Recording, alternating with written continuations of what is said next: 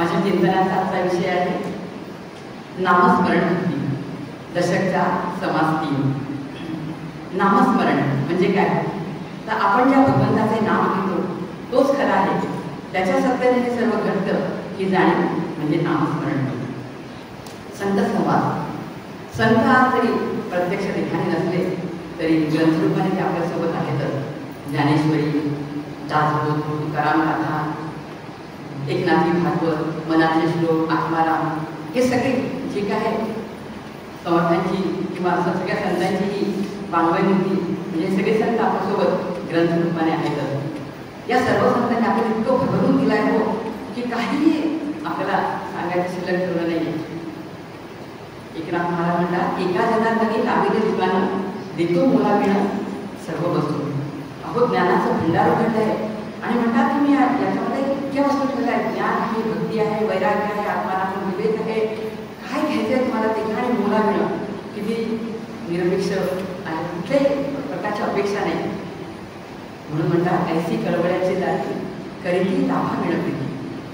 या सगळ्या संतांनी आपण इतकं काही दिलं आहे, फक्त आपल्याला एकच करायचं आहे की त्यांच्या मार्गावरून आपल्याला चालायचं आहे. आता मुख्य विषयाला सुरुवात करण्यापूर्वी थोडक्यात भक्ती म्हणजे काय?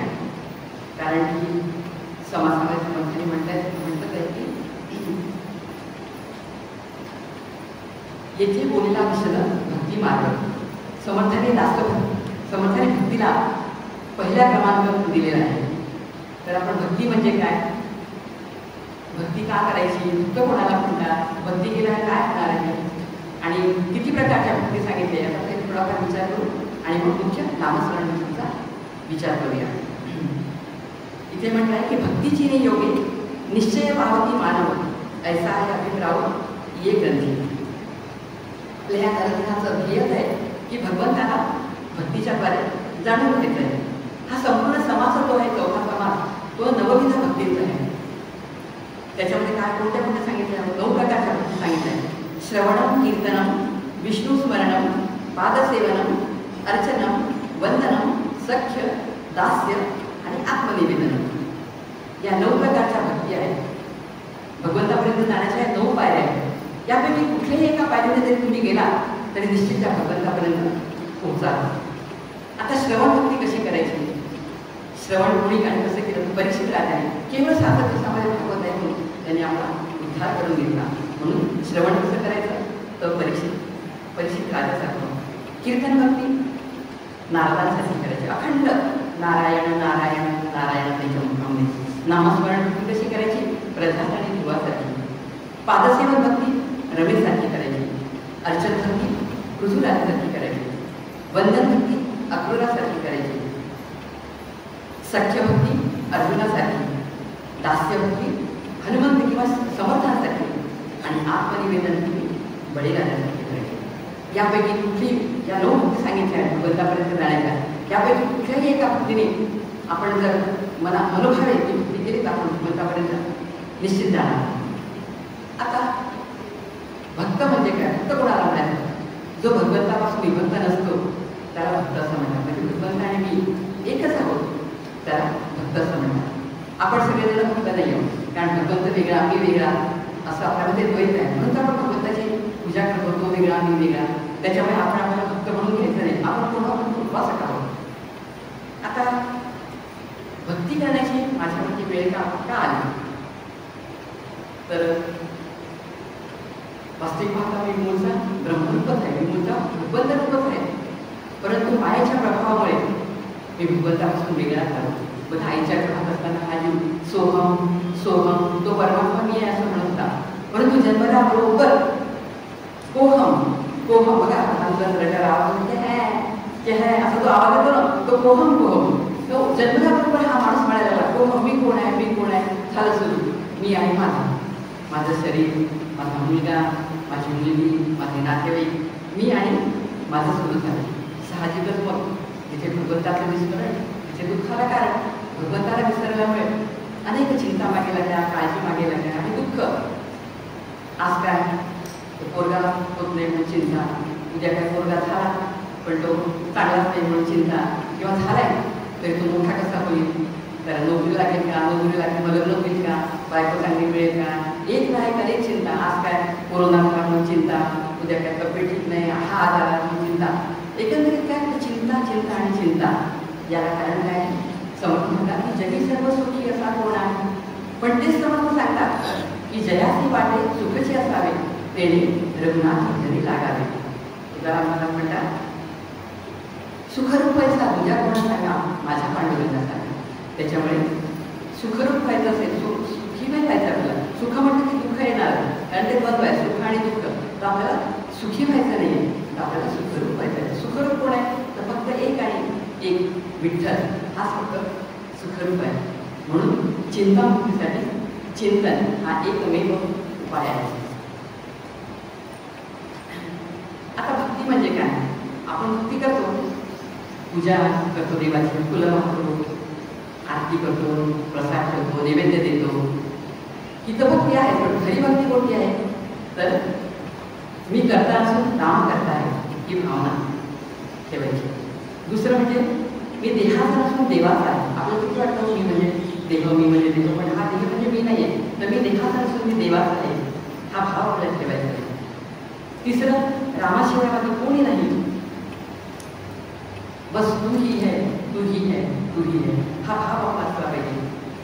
आणि चौथी गोष्ट म्हणजे त्याने जसं ठेवलं आहे तसं त्यामध्ये अत्यंत कुठली तक्रार न करता समाधानात राहणं, त्याला भक्ती असं म्हणतात.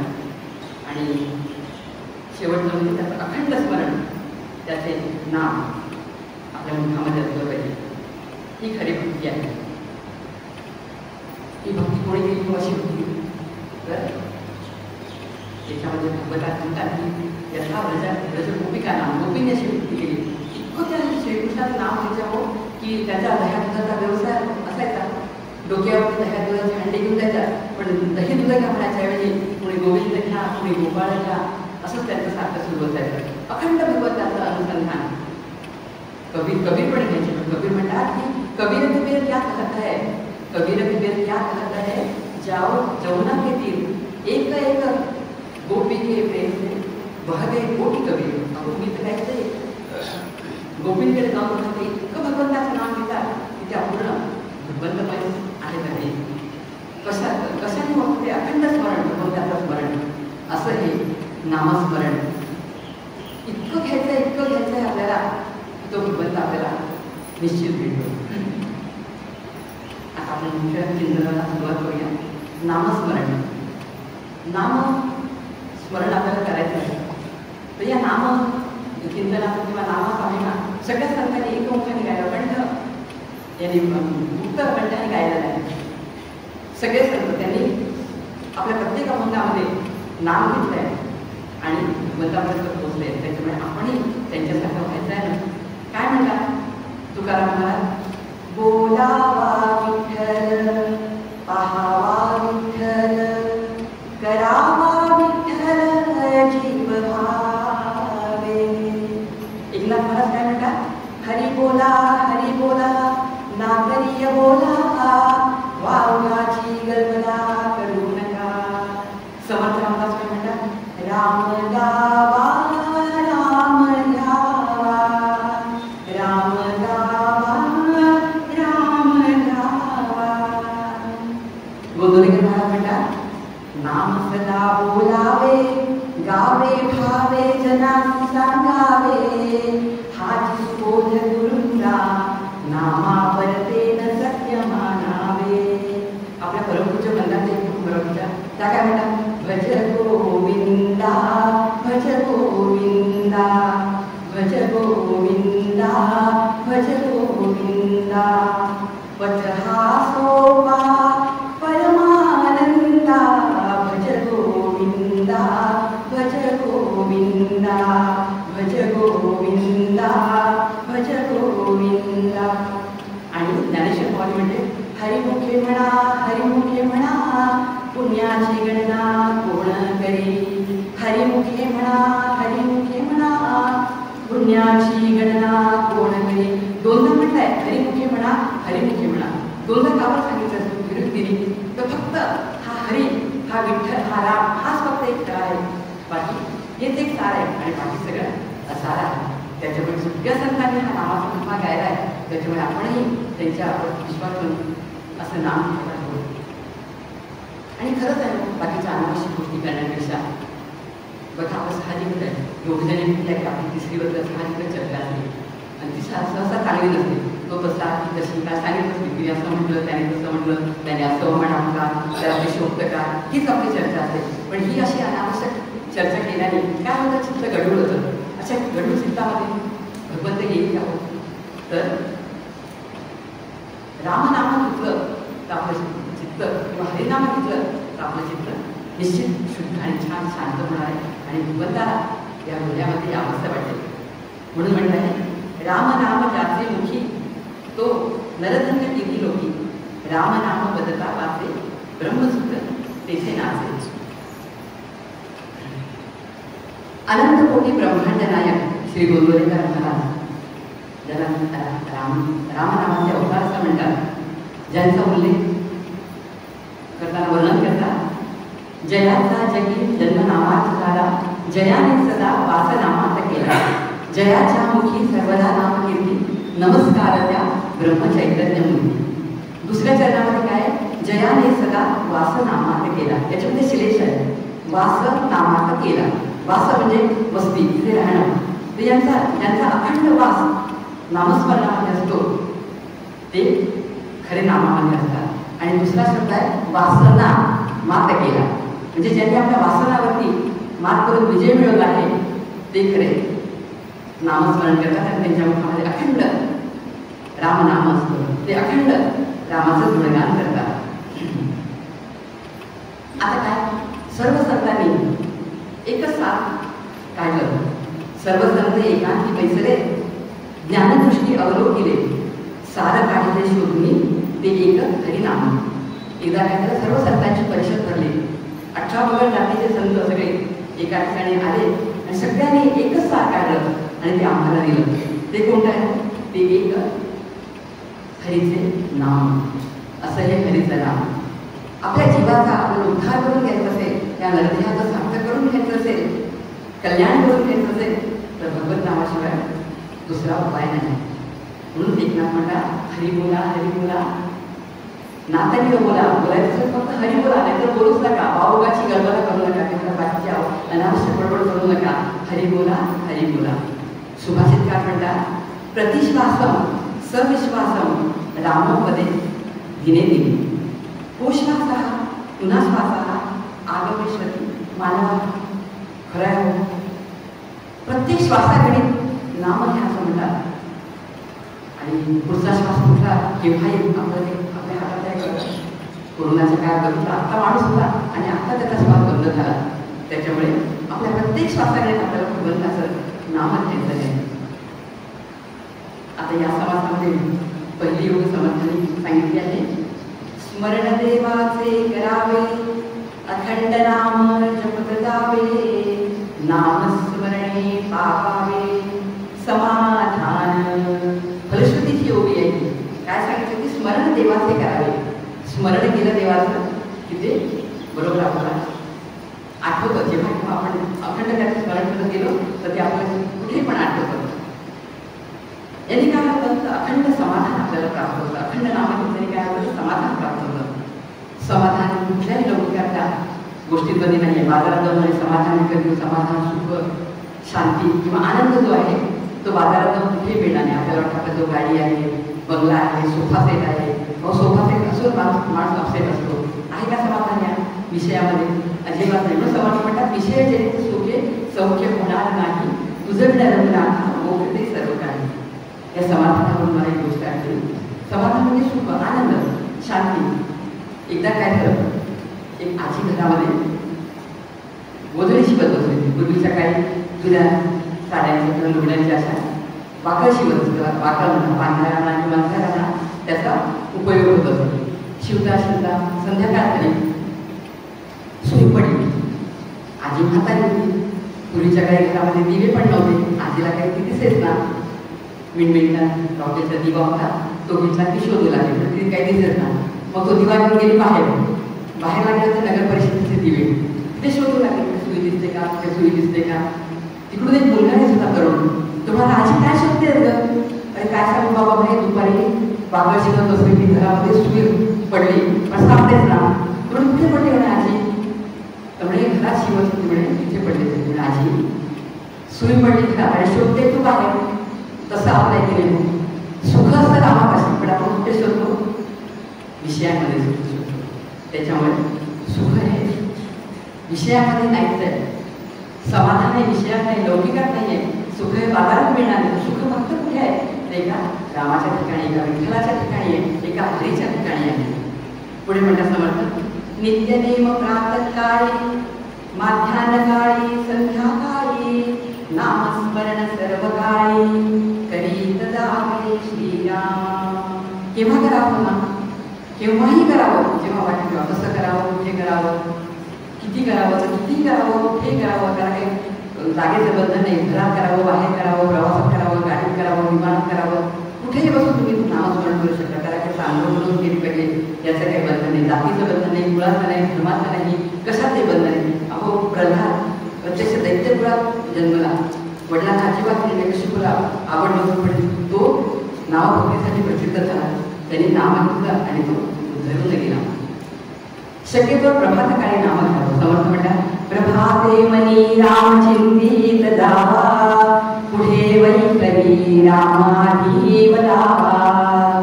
सदाचार हा थोर सांडून येतो, जनी तो जितो मानवी धन्य होतो.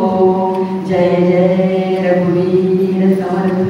तसं तर केव्हाही घ्या, सकाळी घ्या, दुपारी घ्या, संध्याकाळी. पण प्रभातकाळी काय घ्यायचं? कारण त्यावेळी चित्तावर कुठले संस्कार नसतात. कुठल्या कुठल्या छान भगवंताचं जर स्मरण केलं, ते चित्तात आठवलं, चित्तात साठवलं तर ते खूप उपयोगी पडतं. आणि मग वैखरी ते एकदा चित्तात साठवलं की वैखरी ते घ्यायचं आणि दिवसभर रामाच्या अनुसंधानात आपलं काम करायचं. पण आपण होतं काय, आपल्याला आधी चहा पाणी आणि मग चक्रपाणी आठवतो. चहा पहिले मिळाला नाही की आपण डोकं म्हणायला लागतं. त्याच्यामुळे आधी चहा पाणी आणि मग चक्रपाणी. त्याच्यानंतर दुसरी गोष्ट म्हणजे काय की घरामध्ये फ्रीजवरती नातवाचा, सुनेचा, मुलाचा फोटो ठेवला असतो. त्याच्याकडे बघून आपण खूपच चिंता करत असतो. तो तिकडे तो असतो तिकडे परदेशामध्ये, अमेरिकेमध्ये.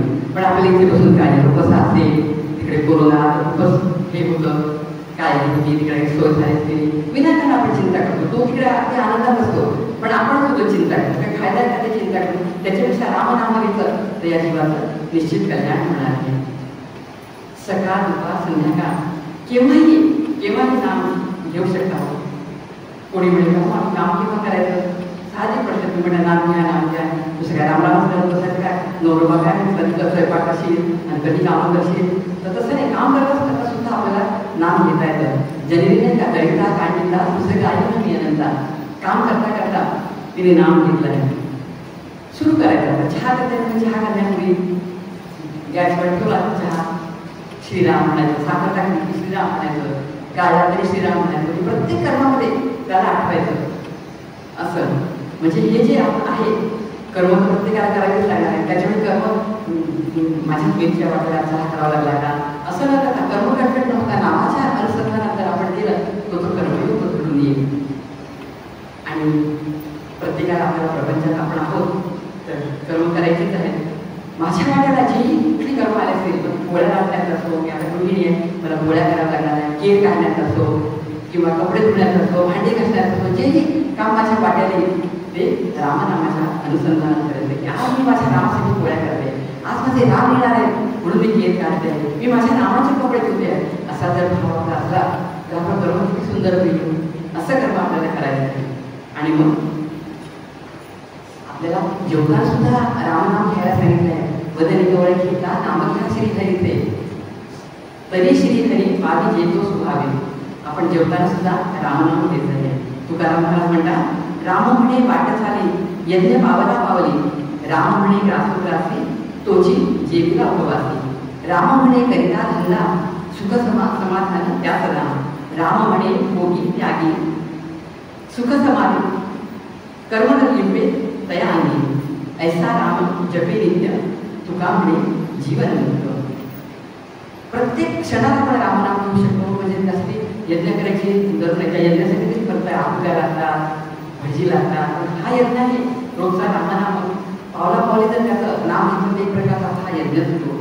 जेवताना सुद्धा पण रामनाम घेतलं, उपास असताना सुद्धा जर रामनाम घेतलं तर उपासाचं पुण्य लागतं. ते जेवून येणं उपवासी उपवासाचं पुण्य त्याला लागतं. काम करताना सुद्धा, धंदा करताना सुद्धा त्याचं नाम घेतलं. त्याच्यामुळे असं रामाच्या अनुसंधानात जर आपण काम केलं, कर्म केलं तर कुठलंही कर्म आपल्याला बांधत नाही. ऐसा राम जपे नित्य काम देतो जीवन मुक्त. असा जो कोणी रामनाम घेतो तो जीवन मुक्त असतो. असं हे उत्कृष्ट असं नामसाधन आहे. वाचेने त्याचंच नाम घेतो. आता इंद्रियांना आपल्याला खूप सवय, आपण सगळे भगवंतांनी इंद्रिय खूप करून ठेवली आहे. तर काय करायचं मग? साधना कोणती आहे? तर त्या इंद्रियांना वळण द्यायचं, त्याला अंतर्मुख करून घ्यायचं. त्यांना सांगायचं, घेई घेई माझे वाचे गोड नाम विठ्ठलाचे, घेई घेई माझे वाचे डोळे तुम्ही घ्यावे सुख, डोळे तुम्ही घ्यावे सुख, पहा विठ्ठलाचे मुख, घेई घेई माझे वाचे तुम्ही ऐका रे कान, तुम्ही ऐका रे कान, माझ्या विठोबाचे गुणगान, घेई घेई माझे वाचे मन तेथे धाव घेई, मन तेथे धाव घेई, विठ्ठलाचे चरणी राही, घेई घेई माझे वाचे. अशी जर आपण इंद्रियांना सवय लावली, रामनाम म्हणजे प्रत्येकाला सांगितलं, वाचीला सांगितलं नाम घेते, तुझं काम करते का ते रामाचं नाम घेऊन तुझं काम करतो. कानाने सुद्धा विठ्ठलाचंच नाम ऐकायचं, मुखाने सुद्धा त्याचंच नाम घेतलं, डोळ्याने सुद्धा. एकाने म्हटलंय की हरवत्व किमती है, एका शायराने म्हटलंय की हरवत्व किमती है जो प्रभु की याद में बीतता है, हरवत्व किमती है जो प्रभु की याद में बीतता है, हर आँख वो कीमती है जो प्रभु का दर्शन करती है, हर कान वो कीमती है जो प्रभु का गुणगान सुनती है, आणि हर पाव जो कीमती है जो प्रभु के द्वार ले जाती है. याप्रमाणे आपल्या सगळ्या इंद्रियांना त्याचा चाळा लावायचा. एकदा का या इंद्रियांना त्याचा चाळा लागला की मग आपलं काम झालं. किती सोपे उपाय सांगितले आपल्याला संतांनी. पुढे म्हणतात समर्थ, नामस्मरणे विण सुख दुःख उद्वेग चिंता अथवा आनंद रूप असता, नामस्मरणे विण सर्वथा रामोदन हे श्रीराम, संपत्ती अथवा विपत्ती जैसी पडेल काळगती, नामस्मरणाची स्थिती सोडूची नये श्रीराम. जीवनामध्ये सुखदुःख येणारच आहे. हा सुखदुःख प्रपंच असाच आहे. काल सांगितलं माझ्या विद्यार्थी की हा प्रपंच असाच आहे. याच्यामध्ये कधी सुख, कधी दुःख, कधी मान, कधी अपमान हे येणारच आहे. पण कुठलीही परिस्थिती आली तरी मनस्थिती आपल्या हातात ठेवता येते. परिस्थितीला आपल्याला काढावं लागते. व्यक्ती, वस्तू, घटना आणि परिस्थिती या चारमध्ये आपलं बंधन आहे. ती आपल्या हातामध्ये नाही, परंतु मनस्थिती आपल्या हातामध्ये ठेवून आपलं काम आहे. त्याच्यामुळे परिस्थिती कशीही असो, येतात आपल्या प्रपंचामध्ये. कधी आजार म्हणायचं, कधी सुख येतं, कधी दुःख येतं. पगार संपतो म्हणजे संपत्ती असते, विपत्ती. महिना झाला की पैसे संपतात, पगार संपतो. नातेवाईक डोक्यावर घेतात, खूप उदोग करतात, कधी आपल्याशी बोलतच नाही. सुनाने आपली घराची सत्ता चालली जाते. पण काहीही झालं तरी नाम सोडायचं नाही. पुढे समर्थ म्हणतात, भूत पिशाच नाना छंद, ब्रह्मगिरो ब्राह्मण संबंध, मंत्रच नाना खेद, नामे निष्ठे नासती श्रीराम. गोंदवलेकर महाराज, तेंडे स्वामी, श्रीधर स्वामी, योगी अरविंद यांच्या चरित्रामध्ये भूत पिशाच्यावर उपाय करून त्यांनी संकटीवाराचे काही रात्री दिले आहेत. प्रसंग आपल्याला पाहायला मिळतात. आता काही लोक भूत मानतात आणि काही मानत नाही. जे दुबळे असतात मनाने त्याला भूतांची भीती वाटते. तर ती कुठली भूतबाधा असेल तर ती नामस्मरण केलं तर ती भूतबाधा नक्की टळते. आपल्यावरती कोणतं भूत सवार झालं आहे? अहंकाराचं भूत प्रत्येकाच्या मध्ये. ते एक अहंकाराचं भूत प्रत्येक बघितलं आपण काय की अहंकार दाता त्या घालायचं काय की अहंकार शब्द मोठा, हे अहंकाराचं भूत त्यावरती हे घालायचं असेल त्याच्यावर एकच उपाय कुठलं तर रामनाम. महाराज म्हणतात अहंकार शत्रू मोठा सर्वांना दाखवतो सुखासेने, हाच सुबोध गुरूंचा मारा लावतो समूळ नामाने. हा अहंकार जो आहे ना हा कसा केला आपल्या प्रयत्नाने तो जात नाही. फक्त श्री गुरूंना शरण गेलं तरच हा अहंकार जातो आणि रामनाम घेतलं तरच तो जातो.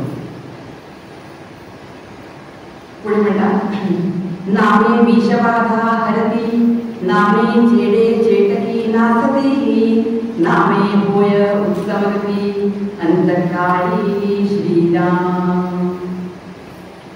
विषबाधा बघा, चेडे चेटके जे आहे मुलीच्या काय होतात करण्याकडे लोकांना विश्वास वाढवणे होते ते विषबाधा झाली. हे माहिती आपलं विषबाधा झाली तर वीरेने नाव घेतलं कृष्णाला घेतलं ते बघितला विषाची बाधा झाली नाही आहे.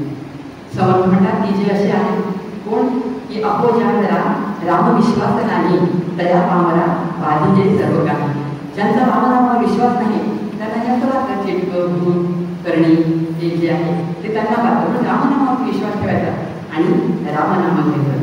आता आम्हाला पण ती विषबाधा झाली आहे, आपल्याला झाली आहे विषबाधा कुठली तर विषयाची. आपण अखंड विषयामध्ये रमलेलो असतो.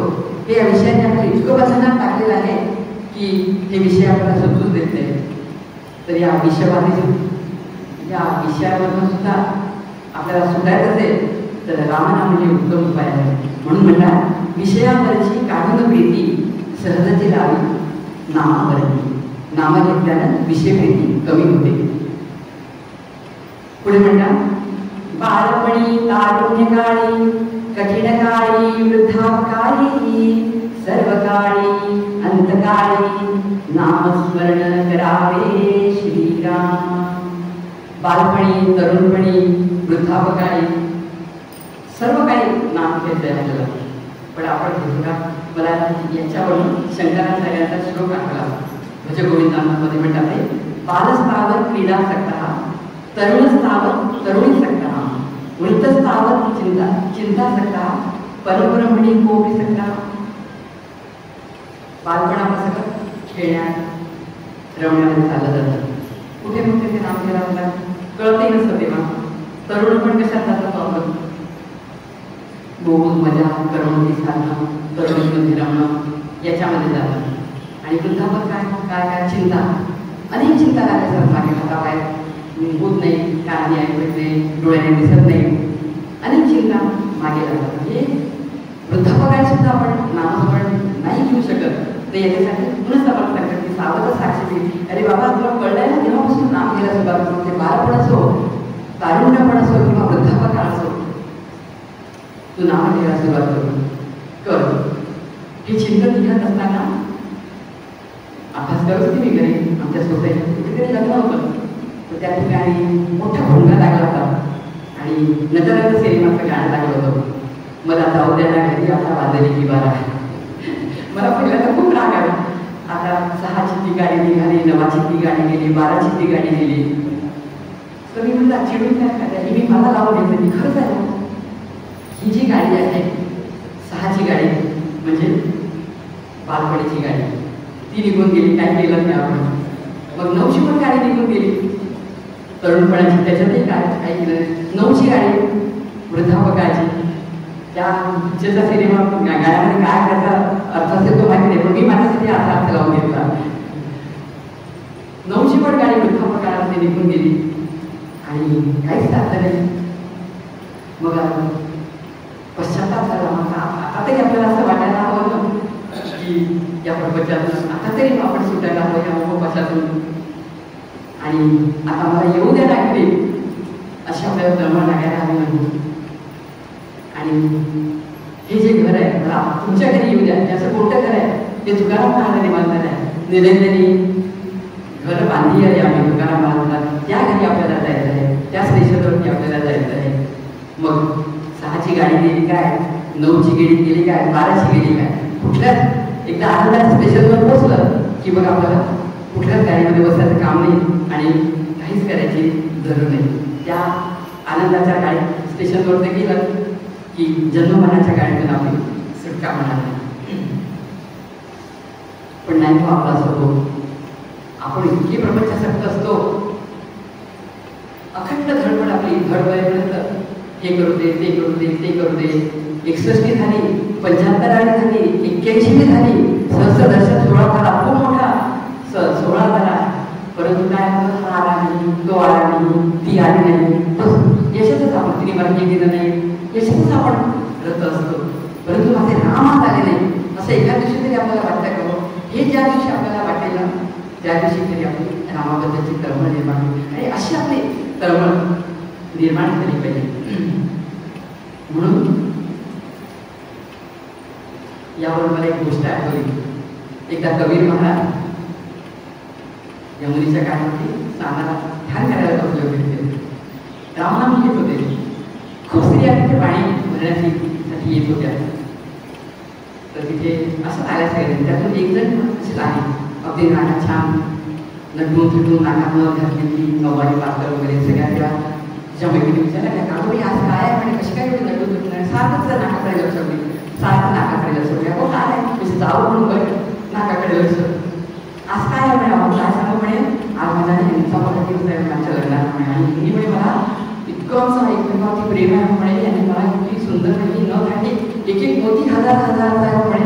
काय सांगू, कबीर महाराज तिकडे बाजूला बसले होते, सगळं ऐकत होते. त्यांना धावले. ते म्हणाले, बाई जिसे यार ने नथदी, जिसे यार ने नथदी उसको सुमिरत बार बार, पर जिसे यार ने नाक दिया उसको फुल गई गवा.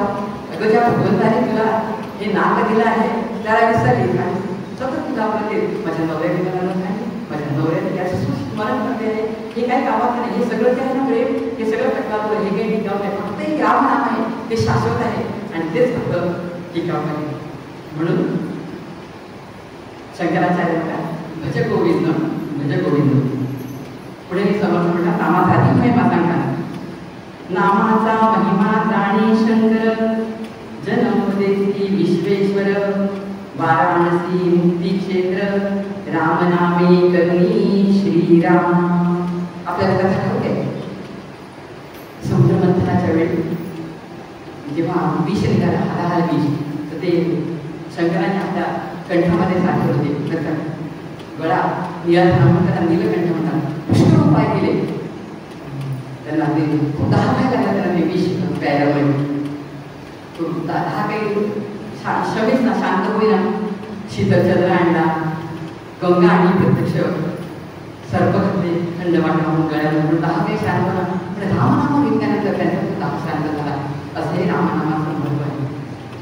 2 शब्द म्हणतात राम. या 2 शब्दामध्ये 3 अक्षर आहेत, र, अ आणि म. र हे अक्षर कशाचं आहे, हे अग्नीचं आहे, अग्निबीज आहे. र म्हणतात अग्निबीज आहे. अग्नीचं कार्य काय आहे, तर भस्म करणे.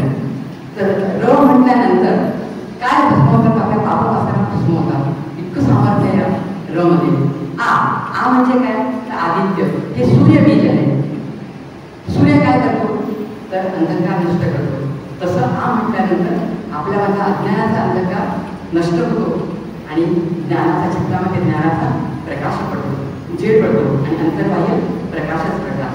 आणि म हे अक्षर आहे, हे कशाचं प्रतीक आहे, तर जे चंद्रबीज आहे. चंद्र कसा असतो, अत्यंत शीतल थंड असा असतो. चंद्राचं काम शांत करणं. तर म म्हटल्यानंतर आपल्या चित्राला एक प्रकारची शांती, सुख, समाधान, तृप्ती मिळते. असं हे रामनाम आहे. या रामनामात 3 देवतांची उपासना सांगितली आहे. म्हणून रामनाम घेत जावं, अखंड रामनाम घेत जावं. तसंच राम राम, पूर्वीच्या काही एकमेकांना लोक भेटले की राम राम काय असे म्हणायचे, 2दा राम राम म्हणायचे. तर 2दा म्हणण्याचा उद्देश काय हो, तर राम अक्षरामध्ये रा हे जे अक्षर आहे, र जे अक्षर आहे, क ख ग ग य ट ट ढ ण द द द न प प प म य र, वर्णमालेमध्ये जे आहे आपली ही 12 आहे, त्याच्यामध्ये र हे अक्षर आहे ना, जे 27वा अक्षर आहे. आणि म हे 25वा अक्षर आहे. तुम्ही गृहपाठ करून आम्ही बरोबर सांगितलं आहे की नियम तर र हे अक्षर 27वा आहे आणि म हे अक्षर 25वा आहे. आणि आ हे दुसऱ्या नंबर आ ई आ हे अक्षर आहे दुसऱ्या नंबरवरती आहे. म्हणून 27 अधिक 25 अधिक 2 किती झाले 54. म्हणजे एकदा राम म्हटलं की 54 वेळा म्हणजे एकदा होतं. आणि दोनदा म्हटलं 54 किती होतात 108 होतात. म्हणजे दोनदा राम राम म्हटलं तर 108 वेळा रामनाम घेतल्याचं पुण्य लाभलं असं हे रामनाम. तसेच नाम शब्द आहे. नाम म्हणजे काय तर नारायण आणि म म्हणजे मनाची शक्ती विसर्जित करण्याचं सामर्थ्य नामामध्ये. असं हे नाम किती महात्मा सांगावं येतं. वाल्मिकीने नाम घेतलं. आपल्याला वाल्मिकीची कथा माहिती आहे. सुरुवातीला पैशासाठी किती जणांना लुटायचा. इतकं मग जेव्हा नारद मुनी आहे त्यांना सांगितलं की बाबा याच्यात काही फायदा नाही. तू राम घेतलं राम म्हणतात ते ना मरा मरा मरा म्हणता शेवटी ते उद्धरून घेतले. त्याची मोठी बारूद तयार झालं म्हणतात. आणि अशी वाल्मिकी की त्यांनी रामकथा केली. इतकं सामर्थ्य या रामनामामध्ये. किती नावं घ्यावी. प्रल्हाद, अजामेळ, शेख मोहम्मद, दादू मियाँ, सजन कसाई, चोखा मेळा, सेनापती, गोरा कुंभार, सावकामाई, जनाबाई, सखूबाई, बहिणाबाई, समर्थ. किती उदाहरणं सांगावी. सगळ्यांनी अखंड रामनाम घेतलं आणि सुखरूप झाले. असं काही नाही. राम म्हणा, विठ्ठल म्हणा, कृष्ण म्हणा, दत्त म्हणा सगळे त्या एकाच भगवंताचे नाम आहे. नाम कुठेही या आपला उद्धार नक्कीच होणार आहे.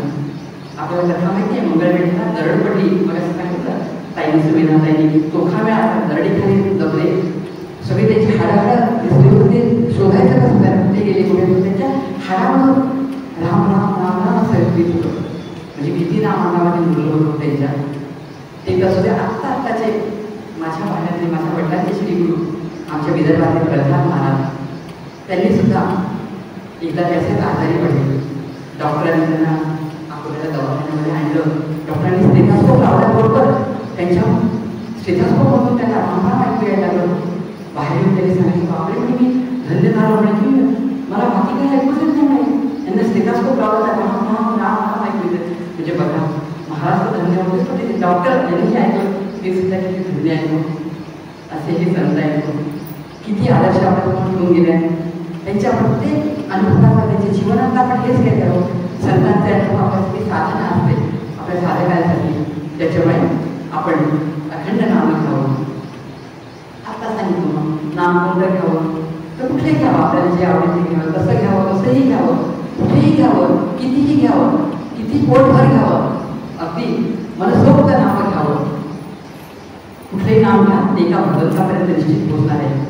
श्लोक आहे आकाशापतितं तोयं यथा गच्छति सागरं सर्वदेव नमस्कारं केशवं प्रतिगच्छति. एका कुठले नाम घेतलं तरी त्या एका भगवंतापर्यंत निश्चित जातं. फक्त नाम कसं घ्यायचं अत्यंत श्रद्धेने घ्यायचं आहे. भावभक्ती प्रेमाने घ्यायचं आहे. महाराज म्हणतात गोंदवलेकर महाराज प्रेमात राम रमतो प्रेमाला मोदना जगा माझी हाच सुबोध गुरुचा गुरुरायाला तहान प्रेमाची. प्रेमाने घ्यायचं भाव नाही. तुम्ही नाव घ्या काय फायदा. तुकडोजी महाराजचं भजन आहे भजन आहे मनी नाही भाव म्हणे देवा मला पाव. मनी नाही भाव म्हणे देवा मला पाव. देव अशान भेटायचा नाही हो. देव बाजारचा भाजीपाला नाही हो. देव बाजारचा भाजीपाला नाही हो. कसे घ्यायला हो तुम्ही ना तो काय भाजीपाला आहे ना बाजाराचा. अत्यंत श्रद्धेनं प्रेमानं इतकं छान आपल्याला सगळं यावंच वाटलं पाहिजे. इतकं प्रेमाने नाम आपल्या मुखामध्ये इतका गोडवा असावा. रामनाम घेतल्यानंतर आपण वाणी सुद्धा गोड होते. इतकं त्याचं नाम घ्यावं. मग काय होतं रामराम घेणारे पुष्कळ जण आहेत. कबीर म्हणतात राम राम तो सबक हे चोर ठिकाण ठाकूर. राम राम तो सबक हे चोर ठिकाण ठाकूर. जिस नाम से प्रल्हाद ध्रुव करे वह नाम कुछ और. असं नाम आपल्याला घ्यायचं आहे. रामनामचं कीर्तन जण घेतात पण प्रल्हादाचं नाम घेतलं तसं आपल्याला नाम घ्यायचं आहे. मग असं नाम घेतलं नाही तर काय होणार आहे. तर भगवंतालाच काळजी लागते. मग आपण काही करावं लागत नाही, फक्त आपण नाम घ्यायचं. राम हमारा जप करे हम बैठे आराम, अशी परिस्थिती येते. काय होतं मग देव शोधायला गेलो तो देवची भोवती फेलो, अशी परिस्थिती येते.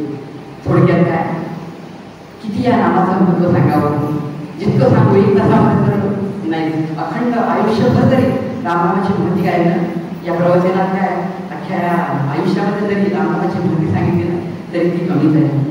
थोडक्यात काय, तर नाम जसं शास्त्रात सांगितलं आहे तसं अत्यंत श्रद्धेनं निष्ठेने घेतलं असता काय होतं. रामनामाचे कोणते फायदे आहेत, तर सर्व पापे नष्ट होतात. हरिपाठात म्हटलं आपण रामकृष्ण नाम सर्व दोषाहरण. काय होतं, दोष आणि पाप करण्याची आपली प्रवृत्ती नष्ट होते, चित्तात शुद्धी प्राप्त होते. प्रभावी नाम काय करा, आपले चित्त शुद्ध करतं. गुरुंनी दिलेलं नाम, आपल्या श्री गुरुंनी दिलेलं नाम अत्यंत आदराने आणि श्रद्धेने आणि प्रेमाने घेतलं आहे. नाम घेतल्यानं विषयाचं मन होतं आणि ते नामामध्ये नमतं. नाम आपल्याला कुठेही घेता येतं. नामाशिवाय एक क्षणभरही राहू नये. आणि नाम घेता घेता आपल्याला काय होतं, मग त्याचं स्मरण करता करता करता रूप दिसू लागतं. आता बघा, ब्रह्म आहे हे कसं आहे, अरूप आहे. या ब्रह्माची आपल्याला काही उपासना करता येत नाही. सगळे संत म्हणजे बाबा तू आम्हाला तुझं रूप बघायची खूप आहे. संत म्हणाले की ठीक आहे, मी तुला रूपामध्ये येतो. तर या रूपाच्या पाठीमागे ते स्वरूप आहे. नाम घेता घेता ते रूप आठवता आपल्याला त्या स्वरूपापर्यंत जाता येतं. म्हणजे केवढं सामर्थ्य आहे यामध्ये ना, या नामामध्ये. याप्रमाणे काय, तर पहिलं साधन आहे नामजप. नामजप करायचा. मग काय होतं, नाम घेणारा ज्याचे नाम घेतो त्याच्याशी एक रूप होऊन जातो. याप्रमाणे नामजप पहिलं साधन. सोहम साधना म्हणजे तो नामी मीच आहे, ही शेवटची साधना, ही अवस्था प्राप्त होते. परंतु जे काय सांगतात की आपलं हे शरीर जे आहे हे एक प्रकारचं क्षेत्र आहे. हे आपल्याला पवित्र करून घ्यायचं आहे. या क्षेत्रात आपल्याला पीक काढायचं आहे. क्षेत्र म्हणजे शेत असं म्हणतात. या क्षेत्रात आपल्याला पीक काढायचं आहे. कुठलं पीक काढायचं आहे, तर रामनामाचं पीक काढायचं आहे. इतकं नाम घ्यायचं, इतकं नाम घ्यायचं की आपले क्षेत्र तीर्थक्षेत्र बनलं पाहिजे. काका म्हणतात की रामासाठी इतकं नाम घ्या की आपले तीर्थक्षेत्र व्हावं. आणि या समाजातील प्रत्येक ओवी आपल्याला लावून घ्यायची आहे, अशी आपल्याला नामसाधना करायची आहे. आता एक छोटीशी गोष्ट सांगते. माधुरी ते समोर बसल्या म्हणून मला एकदम ती आठवली आणि सांगितल्याशिवाय राहत नाही. माधुरी त्यांनी सांगितलं की म्हणे खामगावचे म्हणजे एकदा आमच्या घरी खामगावचे सत्पुरुष आले होते. आकाशी काका त्यांचं नाव. त्यांच्याकडे आल्यानंतर त्यांनी छान त्यांचं स्वागत वगैरे केलं. पाय वगैरे धुतले त्यांची, त्यांना चहा वगैरे दिला आणि ते बसले. मग ते महाराज म्हणाले, आकाशी काका म्हणाले, सत्पुरुष होते खूप. ते म्हणाले की अगं माधुरी साखरेचा डबा घेऊन ये म्हणे. तर त्यांना वाटलं की साखर चहामध्ये साखर कमी वगैरे झाली होती की काय. ते त्यामुळे तेव्हा साखर कमी झाली त्यामुळे चहामध्ये, तुमचा तर घेऊन झाला पण मागून हवी आहे का साखर. ते म्हणाले नाही चहा साखर वगैरे काही कमी नव्हती म्हणे. ठीक आहे साखरेचा डबा घेऊन ये म्हणे. त्या गेल्या साखरेचा डबा घेऊन आला. घरामध्ये 2 डबे असतात साखरेचे. एक छोटा डबा असतो ज्याच्यात आपण रोजचा चहा पाणी करतो तो डबा, आणि एक मोठा महिन्याभराची साखर त्याच्यामध्ये आपण भरून ठेवतो तो डबा. तर साखरेचा डबा म्हटल्यानंतर आपण पटकन मोठा छोटा डबा आणतो. कारण का, त्याच्यामध्ये साखर ठेवलेली असते.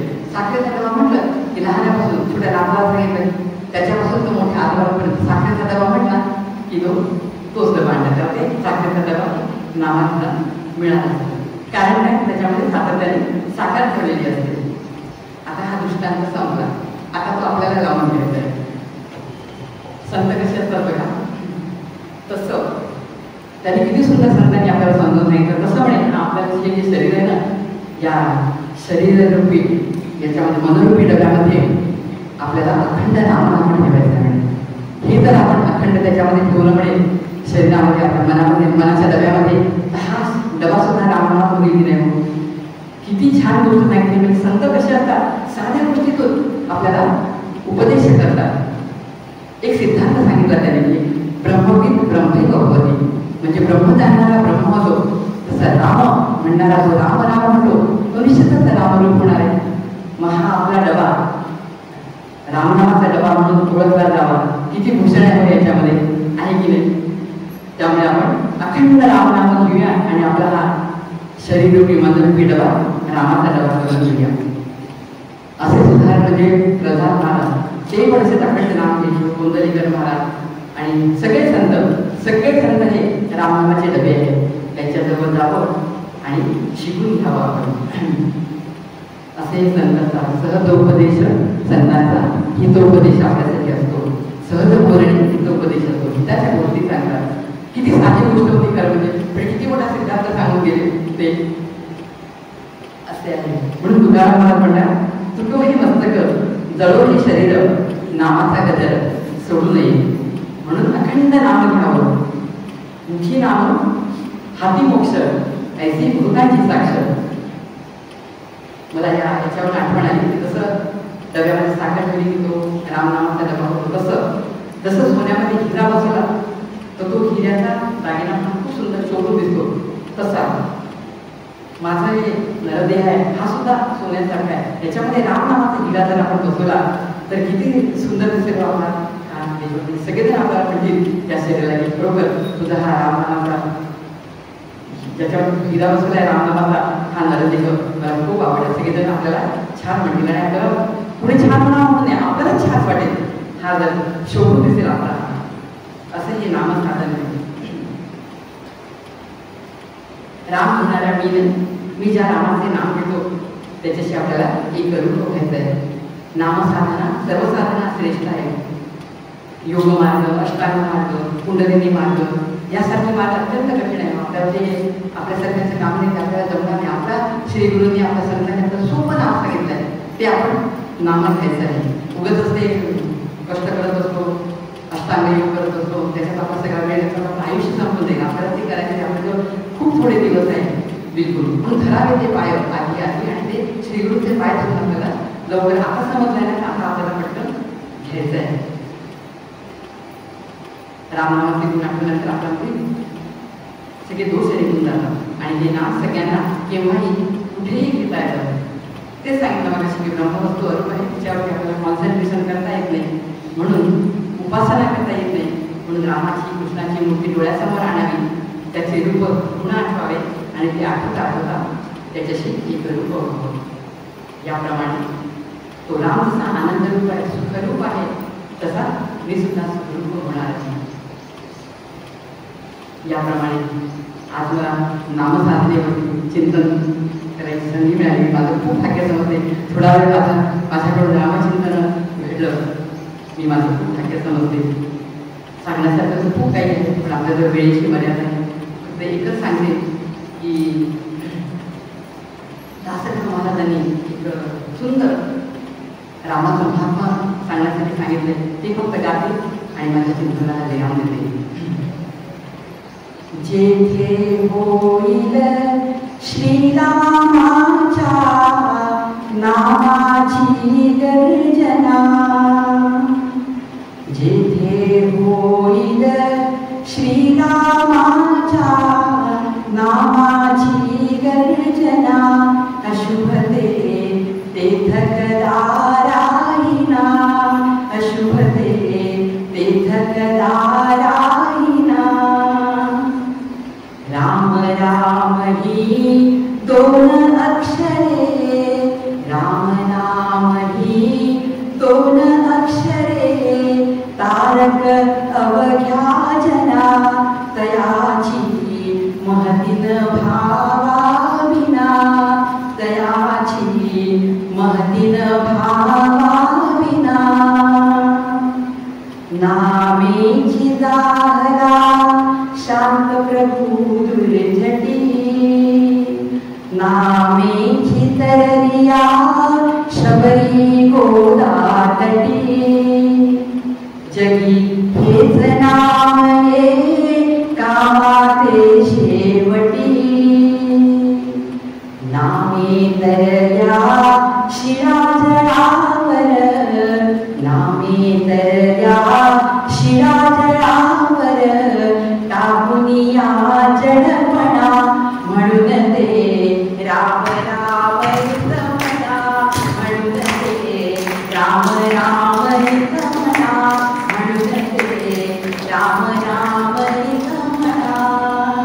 सद्गुरुनाथ महाराज की जय. परमपूज्य काकांच्या चरणी अशी प्रार्थना करते की हे रामनाम आमच्या मुखामध्ये अखंड राहावं आणि तशी त्यांनी आम्हाला बुद्धी देऊ. झालेली सेवा